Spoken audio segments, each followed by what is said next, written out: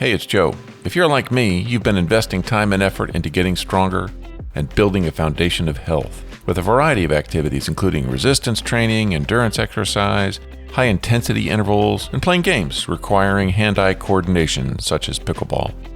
Heck, I thought that was enough, but what I haven't been doing is working on my foundation as an athlete, my feet. In my daily routine, I have not had a single drill or protocol for making my toes and feet stronger to better control my body. And when I look at my feet, I can see the impact of a life of wearing shoes that are pointy and tight. I have shoe-shaped feet, and it turns out that shoe-shaped feet are not very good for what I need my feet to do: control my balance, agility, and dexterity. Oh, and it turns out that shoe-shaped feet are also not good for producing power. Dang. On episode 146, I am joined by Tyler Benner, who is an athlete just like us, who discovered that his athletic performance, which was world-class in archery, was sub-optimized by his poor foot strength. Tyler joins us today to explain his long journey to figure out how to improve his feet to improve his athleticism. All right, let's talk to Tyler Benner about building strong feet for athletic performance and for better agility, balance, and dexterity in everyday life. Tyler Benner, welcome to the Wise Athletes Podcast. Oh, I'm so excited to be here, Joe. Thanks for having me. I have to tell you that I'm interested in feet. And maybe not for all the reasons that other people are interested, but I'm glad to have you on here. Your background is different. I mean, I've had podiatrists on the podcast in the past, and I've learned a lot from them. And some of the advice I've actually taken, and some of it I haven't, and so I want to get into that with you as well. But your background is different. Yeah. Different but compelling. So you were an archer, like a international competition level archer, and that somehow led you into talking about posture, which kind of makes sense. You know, me shooting arrows in PE in school, I understand that. A little bit, but then that kind of led you into feet. Tell us this story. Sure, yeah. Yeah, I mean, my story always starts with archery, and I grew up in rural Pennsylvania, and Pennsylvania has just an amazing archery culture. Oh. So nearby where I grew up is not only the largest archery store maybe in the world, but definitely in the United States. It's called Lancaster Archery. Shout out Lancaster Archery. All right. Yeah, there's all these like kids programs, and it's U.S. Archery has something called the Junior Olympic Archery Development Program, and so then there's all these clubs that have kind of like a scale where you shoot for score, and if you reach certain levels, you get like merit badges effectively or something like that, and so it kind of like provides a path for people to get better in archery. Great.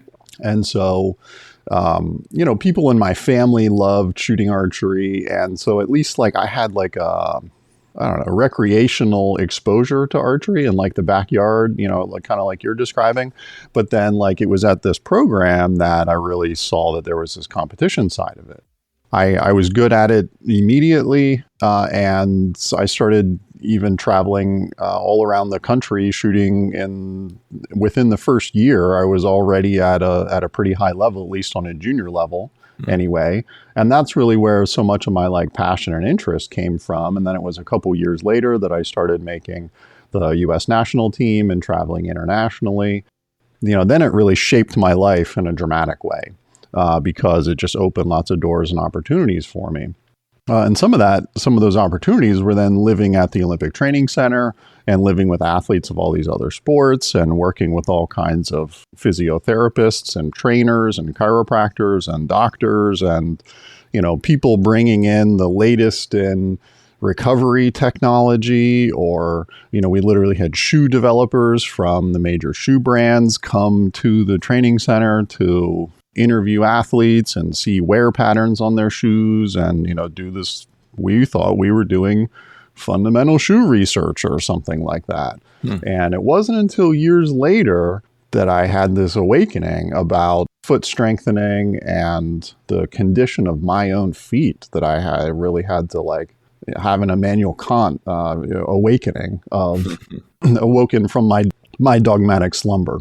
Right. So it's been a really fascinating journey for me. And at one point in the past, I would have thought that shoe companies had done all this research, and that like their products literally like were protection for me to prevent getting injured. And that me using them fastidiously or in the way that they were designed was like me engaging in this kind of customer product designer relationship where like if I just did what the product designer had intention for me, that I was going to avoid injury or things like this. And again, like that itself was kind of a reawakening that I had to come to terms with. And I don't know, we're still only a minute or so into the conversation here, but what I've literally done is I've changed the position of the bones in my feet, not only my feet, but then my total full body posture. And I have the odd reality that a video of my feet changing shape has gone viral on the internet through no effort of myself to do this.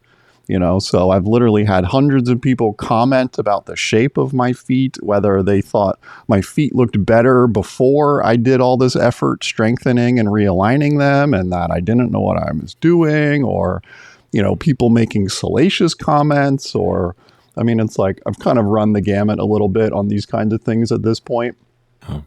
And some of the incredible doors that have opened is like different, I've written some convincing emails, I suppose you could say, to people who run some of these different shoe brands. As I've taken on this challenge of designing a foot-shaped cycling shoe, I've met some really interesting people who have then like influenced some of my thoughts and experiences. And, one of those is this guy named Dr. Mark Cucuzella, who he got me running in sandals a number of years ago. And in combination with another one of your previous guests on the show, the inventor of correct toes, Dr. Ray McClanahan. Right.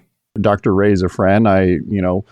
Running in correct toes is some of what really kickstarted my journey of like improving my foot structure and foot shape. So some of these kinds of people, the doors that they opened, from my own background in physics, one of the things that was always taught to me in school was that we're built on the shoulders of giants. And that there are people who have done certain kinds of research or, bodies of work that it's like we stand on the shoulders of those other people, because when you see the logic and what they put together or how compelling their data set is, it's like it's because of the previous successes of these people. Here's a crazy stat that'll blow your mind is Dr. Mark has run under a 3-hour marathon at the Boston Marathon 32 years in a row. Wow.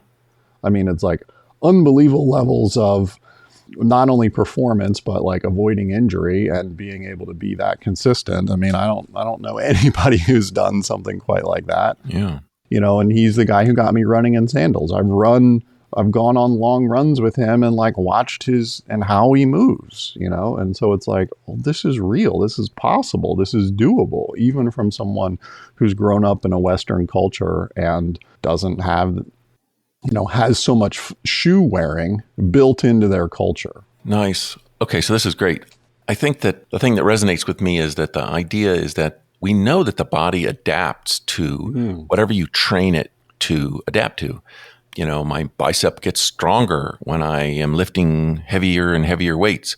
And so it makes sense that my feet would adapt to whatever environment I put them into. And even if I have done the wrong thing and I wore dress shoes, most of my life that gave me calluses and pains in my feet, and I wore tight, pointy cycling shoes, and I just did all the things that made my feet become shoe-shaped rather than foot-shaped, that I could still get my feet to adapt to something that's better for what I want my feet to be good at. I'm not talking about good versus evil. I'm just talking about, I want a performance. And so I want to figure out how to teach my feet how to become better at the things I want my body to be better at. Sure. I found a quote on your website that sort of appeals to me. I know that you studied philosophy, and I can see it in your writing. You have an orderly mind. The quote is this: strong posture is possible for everyone if you will truthfully accept your starting point and pursue symmetry and balance in a dance with gravity. Tell us the thinking behind that. Sure, yeah. Well, I want to segue that also to what you had just asked about a moment there, or like, what's a simple thing about our feet or something like this, or like, how can I improve something about my feet that anybody can do regardless of your starting position? Okay. So the way I'm going to talk about that is a little bit of a connection to my archery.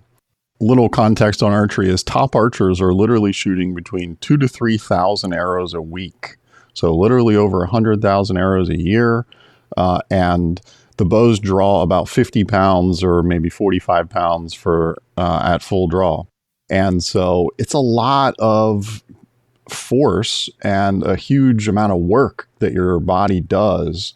And so I think a lot of people misunderstand that archery is very much an endurance sport in this way. It's almost a little bit like marathon runners or something, and that you really need the conditioning of your body to be able to show up every single day to practice and fire hundreds of arrows a day. And that, the wear and tear on your fingers and, holding onto the bowstring and so forth, it's like, you don't just because your shoulders can handle it doesn't mean that your skin is strong enough, or it's like there's a complicated spectrum of where the strength comes from, I guess. And some of what the challenge that I experienced from archery was that, the bow is again about 50 pounds at full draw, and that's a lot of force. And so how do you balance over your feet properly? Well, the challenge I faced as an athlete was I would lean on my heels a little bit.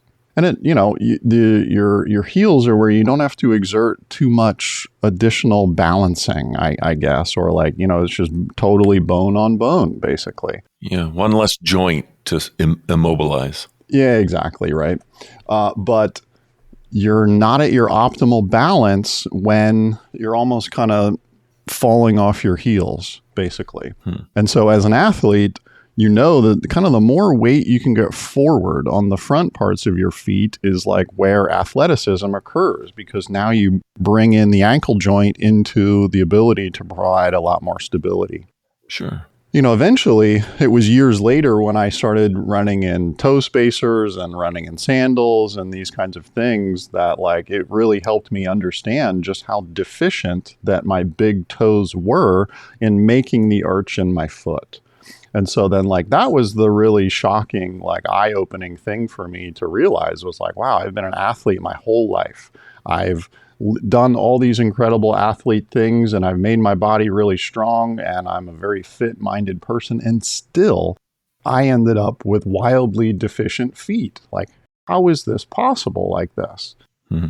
And there's a lot of other athletes that face this too, and you talked about the body's ability to compensate, which is part of what's interesting about bodies, is that they are capable of so much compensation, but it's not a value add per se. It's I think you want to give yourself as optimal a foundation for balance as possible, and okay, what was my motivation? I wanted to be an agile old man, still able to get up and down from the floor easily without using my hands.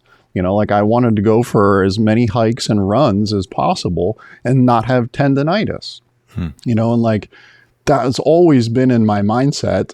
And then I could feel myself heading down a path of wow, I'm still getting that regular pain in my leg or whatever. It's why is that happening? I'm doing the stretching, I'm doing the mobility drills, I'm doing the strength training, and still I'm experiencing this.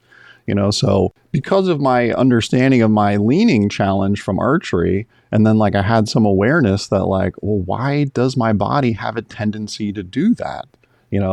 That's where I had to internalize my lack of symmetry. And it was running in the toe spacers. What I really perceived was it made me feel like the ground shifted direction on one side of my body, where it was no longer the direction of where I thought the ground was to propel myself to move forward was in the same direction that I had habituated in all of my walking and movement and running patterns.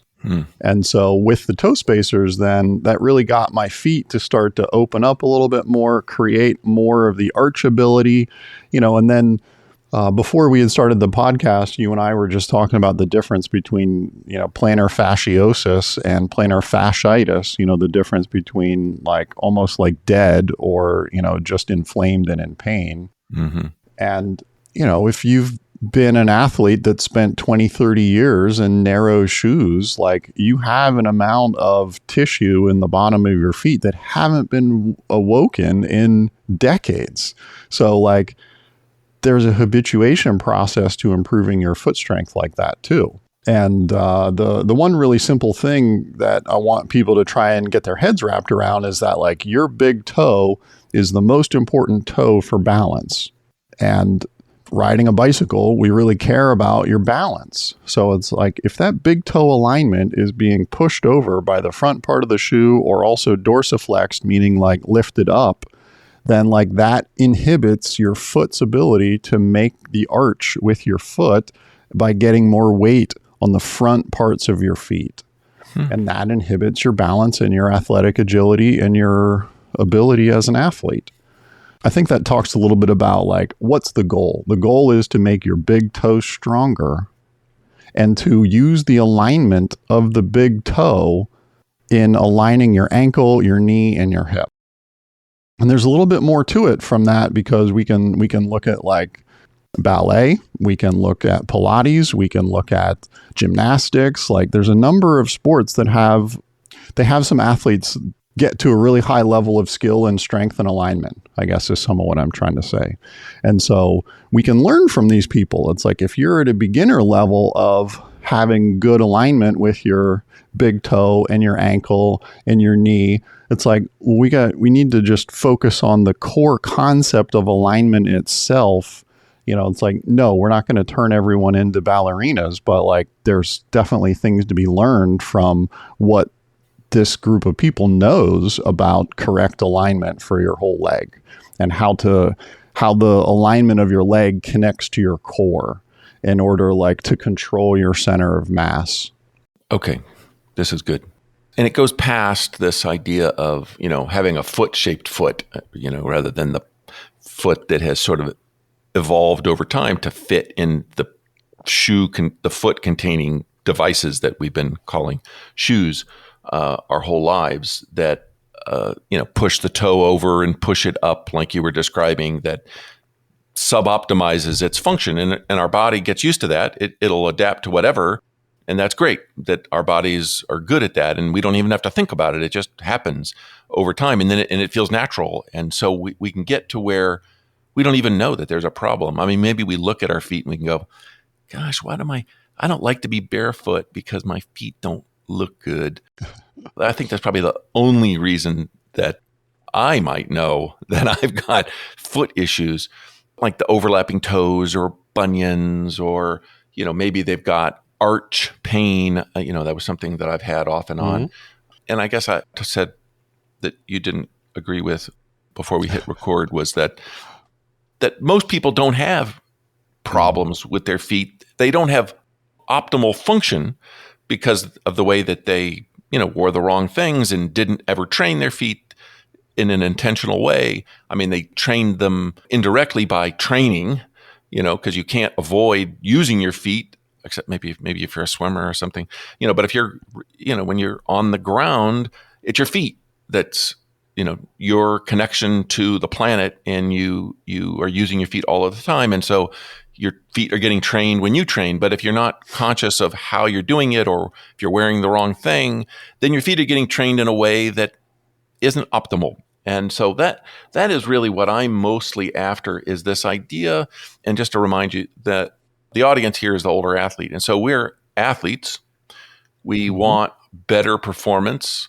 Maybe we're even trying to compensate for, the effects of aging, and our performance is declining, and we're looking for opportunities, fruit we haven't ever harvested ever in our lives, that we can use to get better at things. I mean, I never did core training, as an example, Sure. until I was in my 40s. when I was a kid, it didn't matter. I did core training when I did football practice and, and whatever. But I think that now that I do core training, my core is stronger and it helps me not have back pain and et cetera. And I think that the same kind of idea applies to the feet, where if I can be deliberate in what I'm trying to make my feet good at, my feet will be better functioning, and then I'll have some downstream benefits. And so I said older athletes, and we talked about the athlete part. The older part, one of the things that we think about as we look down the road is we think, falls. I want to keep my muscle mass. I want to keep my strength because I don't want to fall and break my hip, and then the fuse has been lit. That's the end. That's the beginning of the end. Well, I gotta believe that foot function and having proprioception in my feet is maybe the most important thing in not falling down. Having the right, big toe strength and whatever other things you can tell us and training mechanisms you can give us would help us to not fall. I will say that most of the falls in my life so far, which have not resulted in me breaking anything, have been related to foot stuff. Twisted my ankle, down I go, or stub my foot on something and down I go. So foot mechanics has got to be a big part of falling or not falling. These are really interesting points. I think it just shows how curious that you are. The passion that you talk about it, I think, comes from all the conversations you've had with other people who also have these same kinds of ideas and motivations for themselves. And you articulate it really well. I would say like you're kind of the person I've been dreaming of in this all along because of your curiosity and motivation for stuff like this. I think a couple of the things I would say about it is like, one, athletes deserve to know. And what they deserve to know is just, what does a strong foot look like and can do? I wish that as a 10-year-old that someone showed me some of the basic things that I know now of just literally what a foot can do. And before you hit record, we were talking a little bit about you doing planks or push-ups or something like that with your feet, where you had tucked your toes underneath and you're literally balancing on the top parts of your feet. Yeah. It's like, that's a thing that I never knew was safe or okay with my feet until the last number of years here. But I sure didn't learn it as a young athlete. Yeah. And I wish that there was one single physical trainer or coach of any sport who was like, hey, feet work like this. Here's what we have to do in order to give you full range of motion and balance. And it's like the whole reason why my feet didn't have the ability to balance forward on my feet better and why I leaned backwards in archery is like because my feet was missing that fundamental athletic ability to balance in the way that my body would eventually learn once I focused on it as a training modality and I recognized my own limitation. And like they have medical names for these kinds of things. Oh, they call it hallux limitus or something like this, right? I find that sometimes this vocabulary just separates people from what's actually going on in their body, or it makes it sound too much like a medical condition instead of just kind of like, I don't know, I'm going to segue back to archery a little bit, but I've written this archery textbook with the U.S. Olympic archery coach. And like the book is about archery technique. And what's hard about archery technique is that you have to use so much of your whole body to draw the bow because it takes so much force. You're holding this 50 pounds at full draw. And like that takes the total alignment and coordination of all of your body and your core to really do that with power and precision, and to be able to do that 100,000 times a year. So when you're only using 80% of your body because you're missing 20% of your total capacity or capability because you just don't even have, you don't have the right alignment, you don't have the right software running the computer, The thing I'll say about that is like, I love car racing too. And, cycling is a great way to say this as well. But performance doesn't always look like what we think it looks like. Think back of like a 1970s Formula One car, and like, what was the shape of the wings? And it's like, well, all the wings were perfectly straight. and like they had these certain ideas about how they needed the car to look and so forth. And then you look at a more modern car and it's like, wow, it's got all these curved surfaces, and it's like, it's not that they're reinventing physics itself. It's that they're like more in attunement with the reality of the world, so as an athlete in cycling, so much education out there for coaching is all about how to make your engine more powerful. But it's not really about making your suspension better, for instance. And it's like a race car can go much faster if it has a really good suspension and a good engine. And so like, I don't really think that hardly anyone has really thought too much about what does performance in cycling look like from an agility standpoint, a cornering, a safety component, a not falling or crashing. Some of your previous podiatry guests could pull up a number of papers for us about toe strength and the ability to control falls in elderly patients because of their particular capacity of toe strength. It's like, we have some of the basics of these kinds of things, but we don't really have our more everyday people like showing people this simple non-anatomy nomenclature path towards success. That it's like, we want to integrate these ideas into your everyday life. You one of the things you mentioned you wanted to talk about was like efficiency and stuff like that. Yeah. It's like, well, you can make your feet stronger by like having different textured surfaces in front of your kitchen sink, so that as you're like making your coffee or doing your dishes or whatever, you get 2 or 3 minutes worth of foot stimulation. And it's like, that's all that we're just trying to wake up the nerve connection between the brain and the body of what is your posture. Are you even aware that you're all hunched over from your 8 hours of sitting in front of the computer? I love Katie Bowman. She writes a lot about anatomy and posture, and one of the ways she likes to describe posture is she talks about it like food. And so like, if you only have a couple different kinds of postures, meaning you like sit in one particular chair all day and then you like only walk on a concrete surface, and then that's kind of your total movement for the entire day or whatever, then your movement diet, as she would describe it, is like you only had 2 nutrients in it.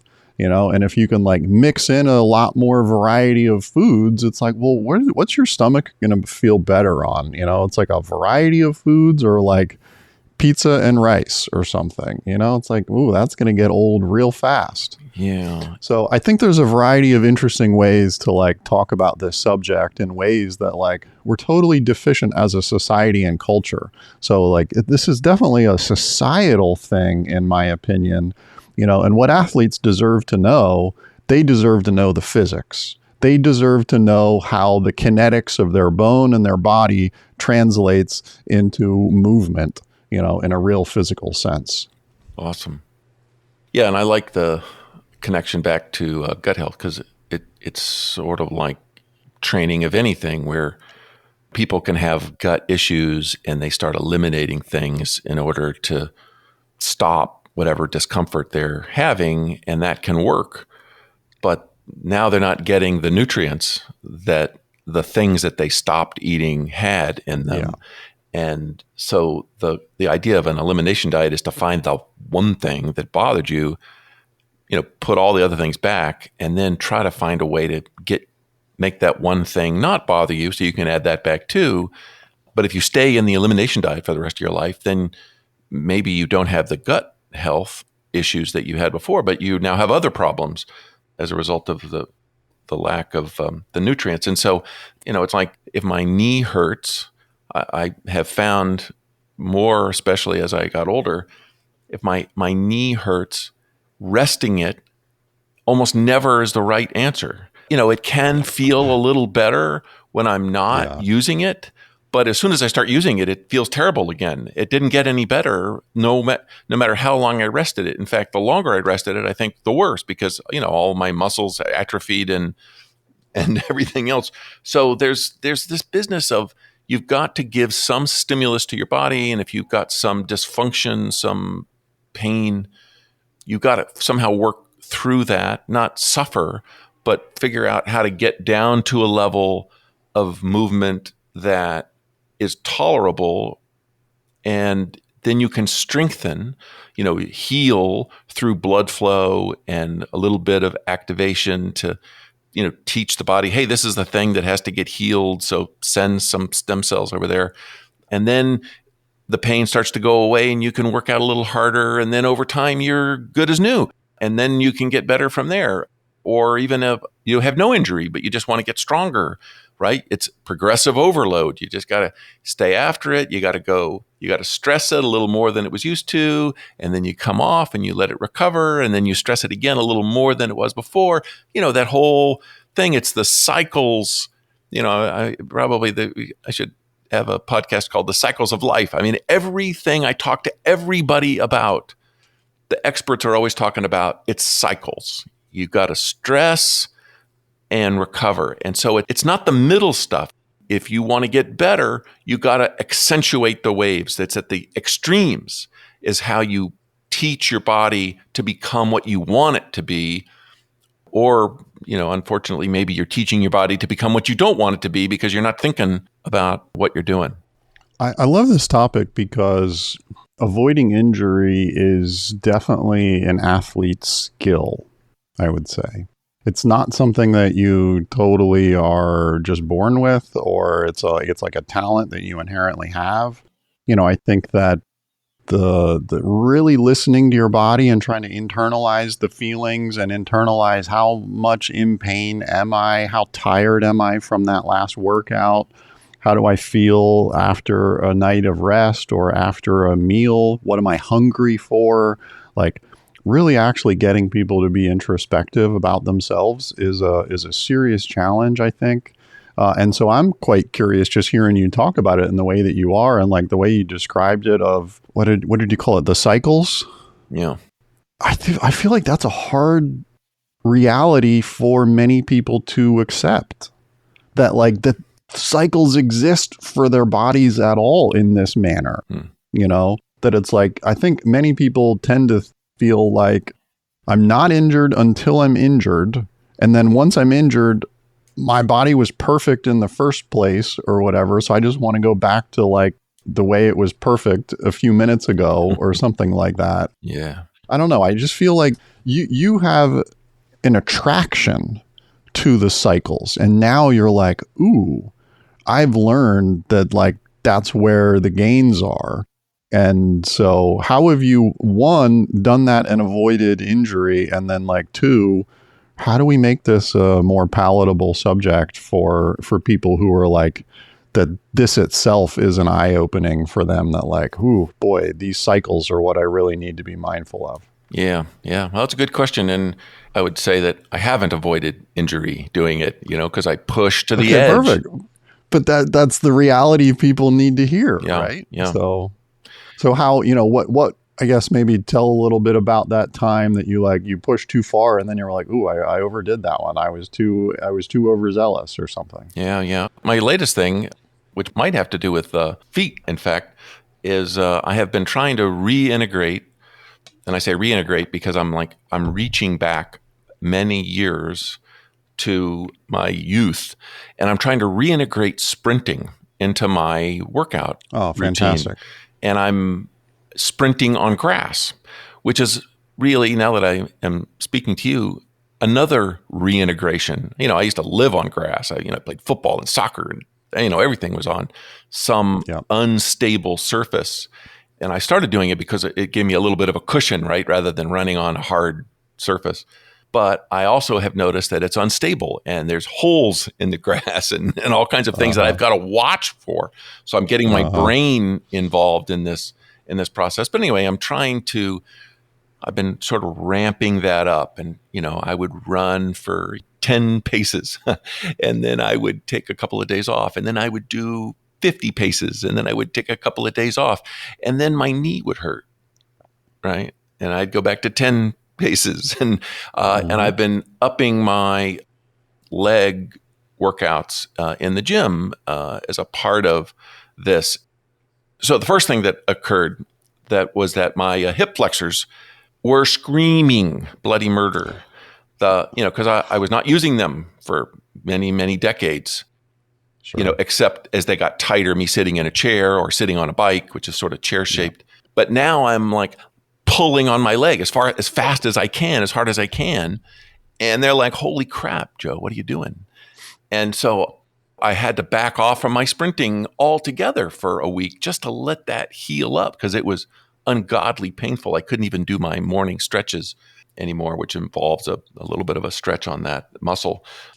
It cycles, but sometimes the cycles get longer or they get less intense.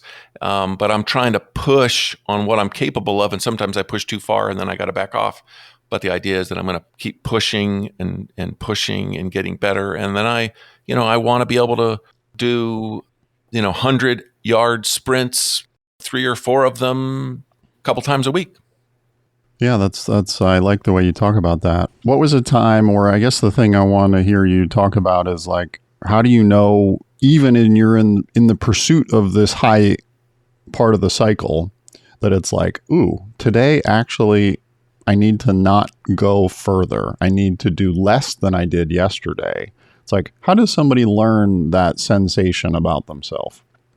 That is a learning thing. It's an experiential thing where you feel something, you feel a little niggle, and you are using your judgment on, I'm going to push through that one, or I'm not going to push through that one.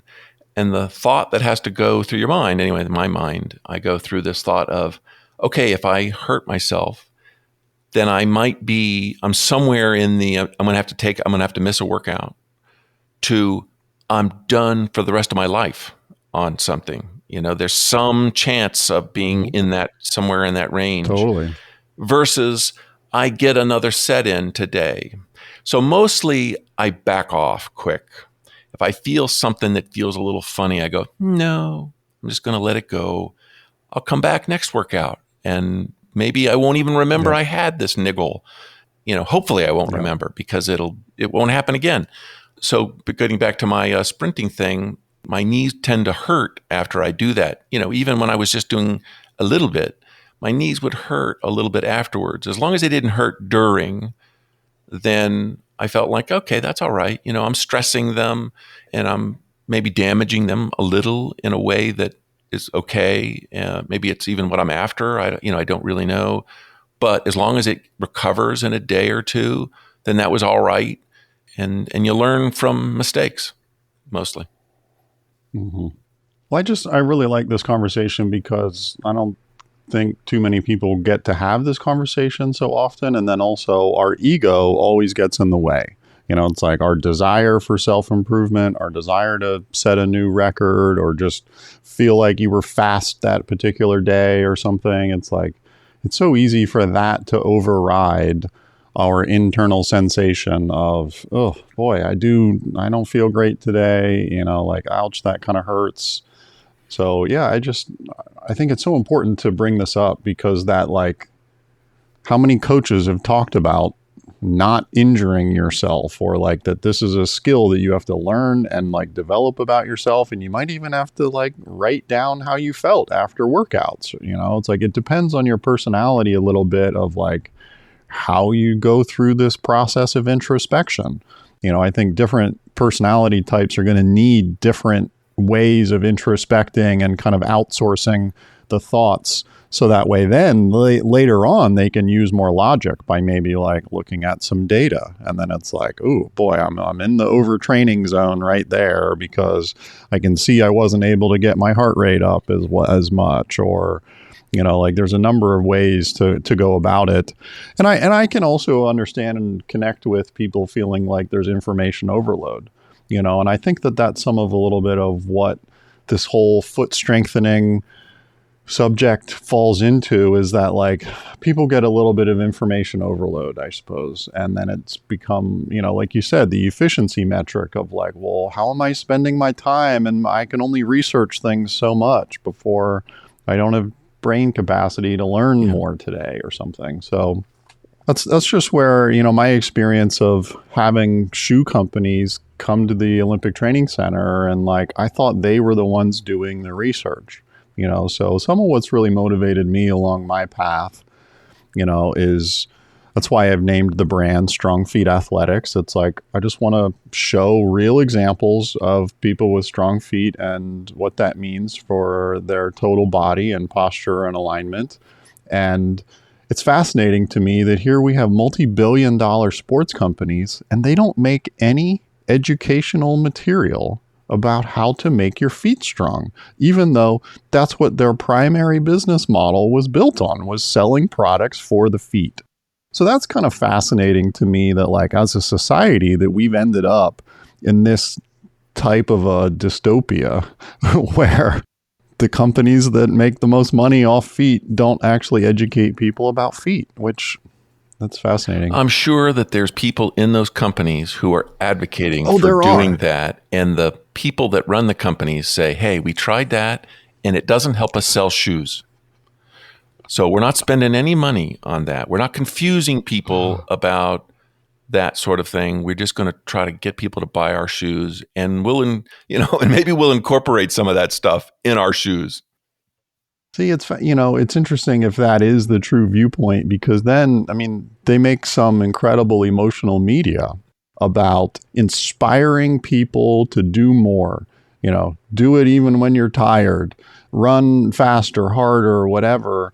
And it's like, they're really tapping into these deep psychological things, so for me, that still is just like a limited viewpoint of like, okay, the next quarter, we can't sell as many shoes if we go educate people about their foot strength. But, I think that's the difference between a founder of a company who's like really motivated about a particular passion and is like, look, I've made this company in a result to what's going on in society, so I see an opportunity to do that.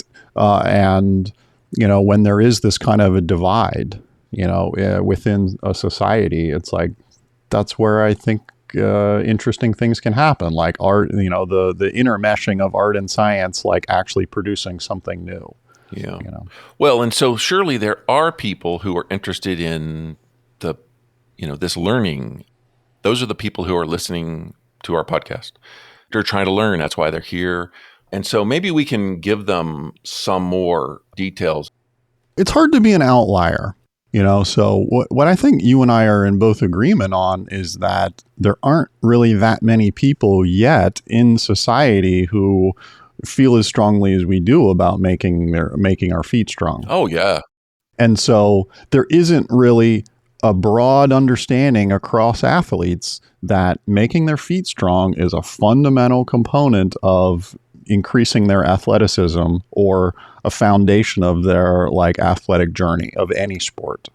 Like that's what motivates me to go change that within a society. And like, I want to help the future 10-year-olds like this, like learn some of these things, even if it's subconscious learning, even if they just see a couple videos of people who aren't a ballerina or something, like doing something that looks really shocking to like see a large burly man walk on the tops of his feet or something like that. And it's like, oh, that's why that guy has so much agility on the football line. Like, look at what he can do with his feet and his balance.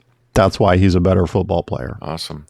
Well, so I think that the one thing that people should come away with is that you need strong feet and a strong big toe and strong arches and good proprioception in order to not just have good athletics, but to be, to have good posture, to have lack of pain, in your body and not fall down. And so I wonder if we could get into what are some of the things that maybe you do or you think people should do to kind of just start this thing. And so one of the things that people can't do, right? They can't have a list of 100 things to do for their feet every day. Yeah. But if they had 3 things to do and then 3 things to do once they got through those first 3 things, anyway, something like that, I think people could embrace it. Rather than necessarily like some drills or something that I'll share, I think I'm just going to share about like an awakening that I had on my own journey. Okay. And so that is, I realized that I needed surfaces to give me feedback to my nerves and my nervous system And particularly what I'm talking about are like rocky surfaces underneath my feet or surfaces of like different height. So not just a totally flat surface, but something at an angle or these kinds of things. And then also some of the surfaces are literally spikes. And what I needed from the spikes in particular was like, you can still raise up on the front parts of your feet. So like literally to do a calf raise or something like this, right? But like I've tried to really become dramatically better at calf raises, not on like a strength perspective, more of a balance and like, am I actually using all of my toes? So especially for me, like, and many people are going to have, I think, the same challenges is that narrow shoes are going to push your outer toes more into the middle of your foot. And then it's going to be harder to effectively get your pinky and your fourth toe to like really help make the bridge of your foot, one of the arches. So I needed these rocky, spiky surfaces while doing a toe stand, or to raise up on the front parts of my feet. Am I actually connecting to the pinky toe to use that for stability or not? And it's like, I was not good at that, or I still am not very good at it. And I can show you like pictures and videos to demonstrate that a little bit more. But I'm certain that almost everybody out there struggles with trying to do a toe raise standing on a surface like spiky rocks or literally a bed of nails. And it's like, I now can like jump up and down on beds of nails. No way. It's like, well, how have I learned how to do this?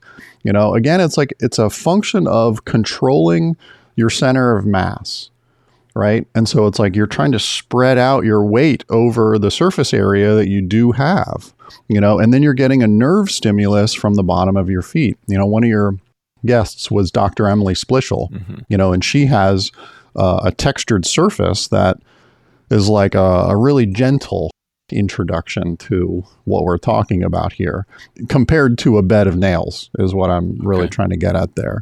Like, her surfaces give you that same nerve stimulus of like, where is the ground, but not like you're standing on a bed of nails that are really sharp, And so as your body increases in your ability to control your center of mass like this, that's what you need to rehabilitate yourself. That's what I needed.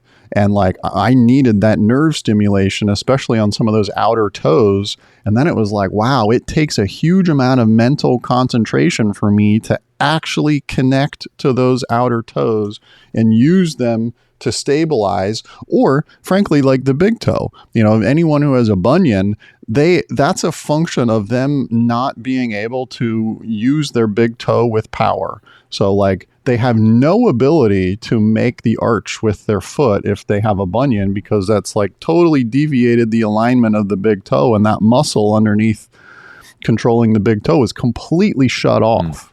Well, when you have the spikes underneath your foot, that will give you immediate feedback if you're lifting up on your feet in a balanced way or not.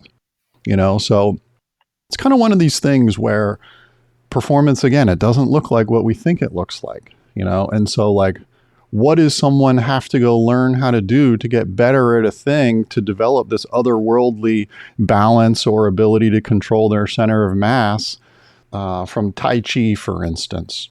There's this one blog I follow, and the guy draws these incredible diagrams. And the diagrams are especially about controlling your center of mass. And they show how the master, if he's going to throw his opponent off balance, it's like, that's how you make your opponent weak to an attack. You shift their center of mass to now they're like falling off balance. And someone falling off balance is not going to be able to block an attack coming at them, right?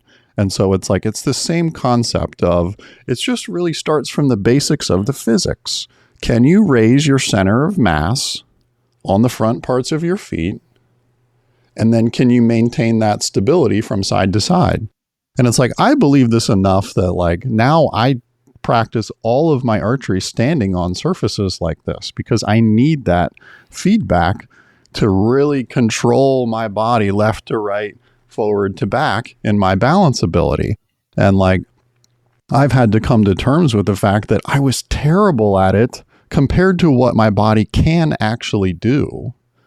Not that I'm maybe bad at it compared to other people in the population. Even I was at a very high level compared to others, perhaps. But compared to what my body could actually do, and by that I mean stand or jump on spikes, or, really control my center of mass in a very, high skill way. Like, that's the take home I want for people to come to terms with. It's like controlling your center of mass. So just starting from that simple toe raise is like where so much of this understanding and change in your body can come from. It's like, am I really utilizing the back side of my body, for instance? Pilates is really good at helping people learn that, like, you have a front side of your body and you have the back side of your body. And most people are wildly deficient about the back side of their body because we spend all this time sitting in chairs, and contemporary culture doesn't really have that much back side of the body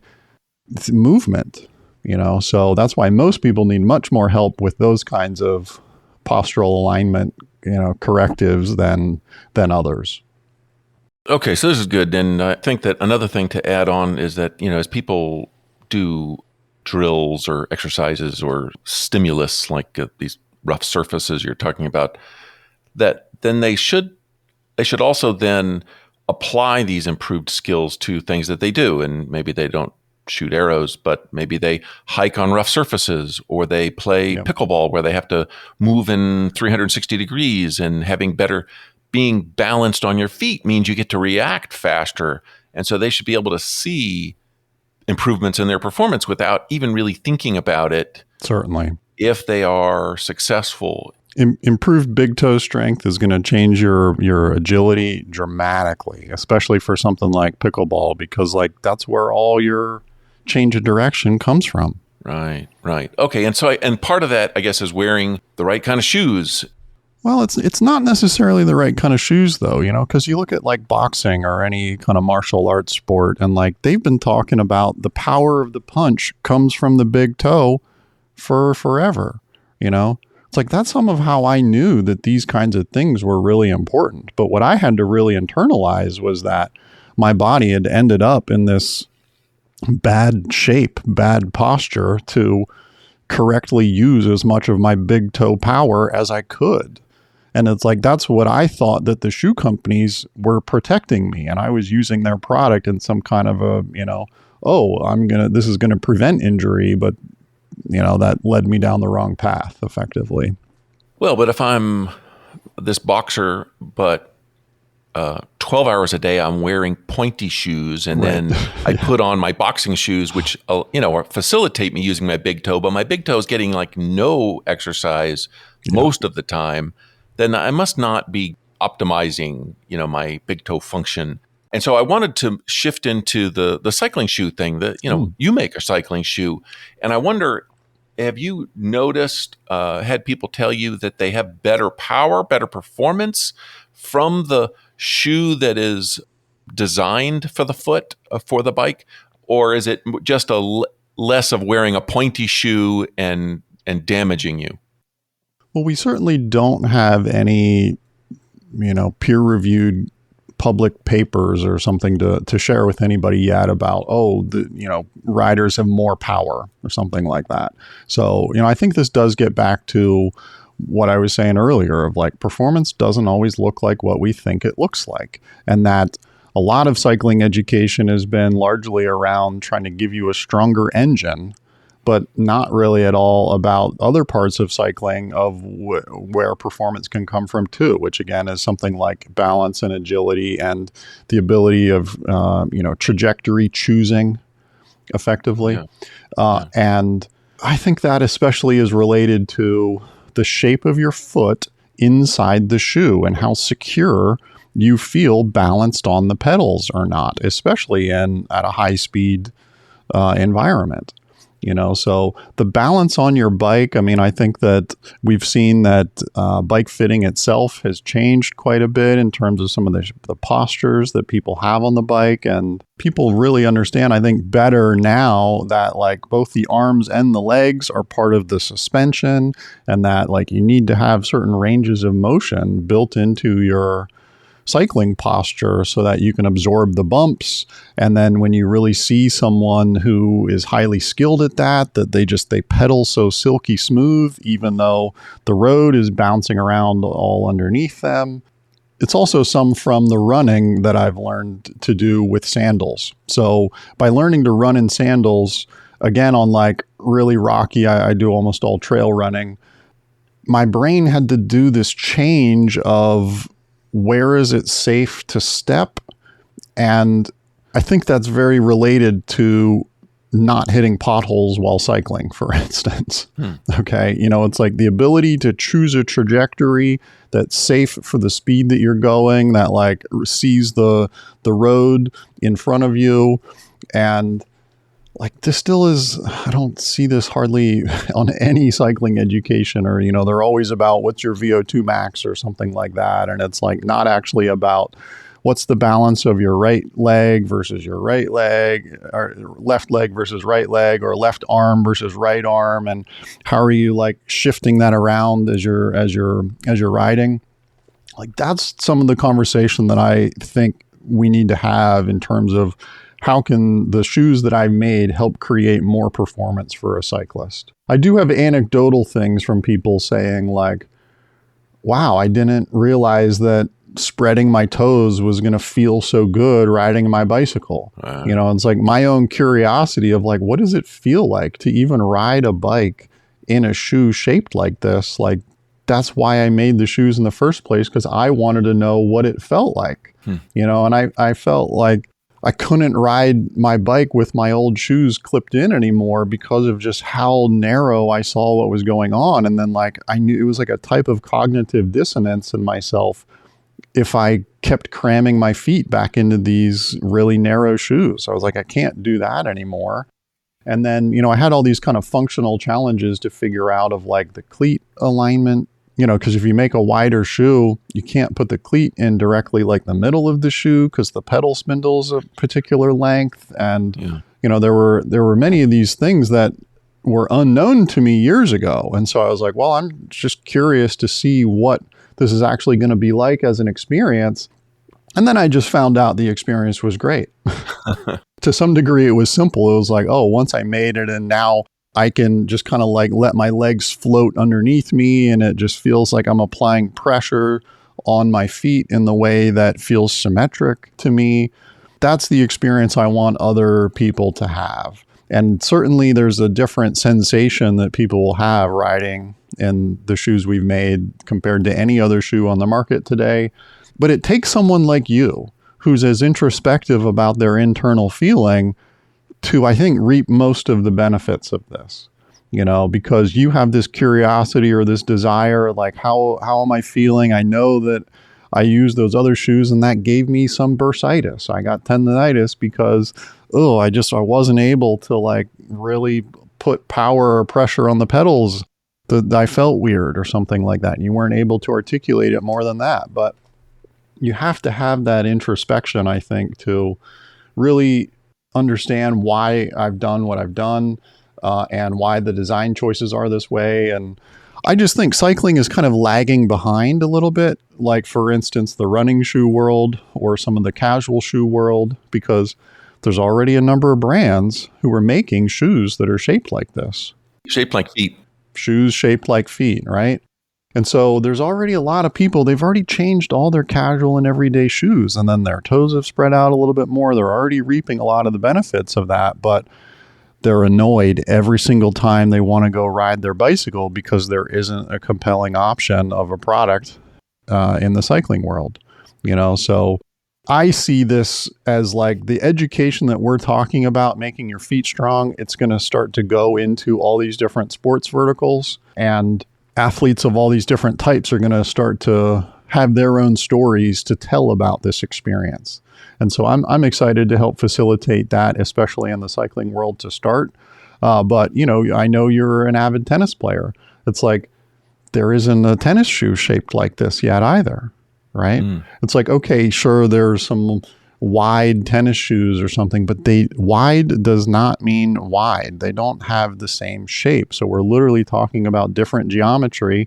Different geometry means different alignment of your bones inside the shoe. It's really like your foot structure inside the shoe that we care so much about. And it's like, if you've made your feet really strong, you're not going to fit in, quote, regular shoes anymore. Your bones are not going to cram into that coffin. What I heard some time ago, but I'll mention it here, tell me if this works for you, is that if you're interested in knowing if your shoes are compressing your toes and keeping them from functioning properly, then take the insert out and then step on it. And if your forefoot is wider than that insert, then your shoes are pressing your toes together and they're too narrow. I mean, certainly the sock liner test is a great kind of simple test. There's a lot of success stories of this kind of thing at this point. So I just want to encourage people that I personally try to be a good example of how much change is possible, because I had hallux limitus. And I probably still do to some degree, like a much more rigid big toe. And then that's literally meant years of consistency from me of trying to make it better. It's not that I've been so maniacally focused on it every single day. It's just that I've recognized that I have this limitation, and then I've been trying to do something about it consistently for a long time. And slowly over time, I've gotten a little better alignment. I have less tendency to have this one particular type of pain because of my misalignment or something. It's like I've been able to reap some of the personal benefits of that. And so I just want to inspire others that they can have success on this same path. Awesome. That if they do exactly what we're talking about, of listening to themselves, doing some analysis of, am I overtrained? Am I in too much pain? You can't go into the red zone. If you go into the red zone, you're going to end up injuring yourself, and walking that line of, okay, wow, I actually have a bone that I'm trying to shift inside my body. I didn't even realize I could do that before. No one ever told me I could move the cage around or something. It's like, I'm going to get out of this cage, and apparently that cage is my own skeleton. That's a concept that I don't think, many people have really allowed themselves to think yet, but there's more and more people having success doing this than ever before. And I try to be the good example, and athletes deserve to know. That's what that's what I'm motivated by. Athletes deserve to know the reality of the physics. Awesome. Well, that was great. Hey, this whole conversation has been very enjoyable to me, and I've learned a ton. And I appreciate your time. Tell our audience how they can find you online. They can look at your shoes. They can learn more about you. Yeah, we've made the first mass production foot-shaped cycling shoe. Head to strongfeetathletics.com. Would love to hear from anyone. Send some messages. There's a contact form on the website. Tell your story. Yes, we have a sizing guide on the site there. And would love to have you try the shoes. It's really exciting. It's literally been 8-year process to develop and manufacture the shoes and sell a product at a price that customers deserve. I could have come out with a product years ago at a higher price, and that just wasn't the business that I really wanted to try to do. So we really held this one back until we really had something compelling and at an affordable price that everyone could use. And so I'm thrilled. It's been kind of the journey of a lifetime to get here. Fantastic. Well, thanks very much. I'll get all of that in the show notes. So if you didn't take notes, then you can check there to find these links. And also, I'm going to put some of those videos, that viral video that you talked about with your foot changing shape. That'll be a good one for people to watch. All right, Tyler. Hey, thanks very much, buddy. Have a good one. Thanks so much, Joe. Really appreciate it. All righty. Bye-bye. Thank you so much for joining my conversation with Tyler Benner. You can find more information about Tyler in the show notes.